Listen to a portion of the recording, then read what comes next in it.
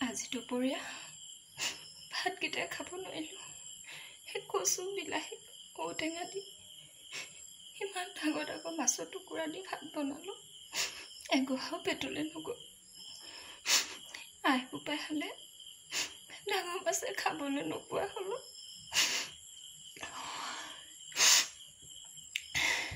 তাকে এটা কৈছোঁ আজি, বোলো সেই নাৰ্চাৰীলৈ গৈ ক'লা ক'লা পলিথিন কেইটামান লৈ আহকগৈ। মোৰ সেই বাৰীৰ ঘৰৰ গছৰ ডাল আগ কেইটামান কাটি কাটি থৈ দিছোঁ। বেচেৰাই যেনিবা কথাটো শুনিছে, এই পলিথিন গালত মাটি ধুনীয়াকৈ ভৰাই ভৰাই থৈ দিছে।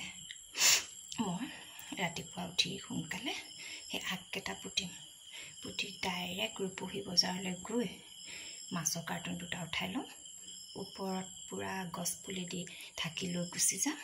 আমাৰ চোতা হাতীখন আছে নহয়, একো চিন্তা নাই।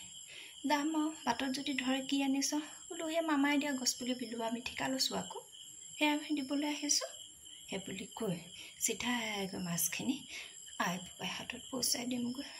আপা দেউনী চাদৰহঁতেও মাছকেইটা খাব। মনটো সঁচাকৈ মই এঘহা ভাতো খাব নোৱাৰিলোঁ আজি। কাজিয়াখন লাগিলে ক'ৰবাত লাগিলগৈ সেই মাছত। এনেকৈ হ'লে আৰু মানুহ চলিব নোৱাৰিব দে।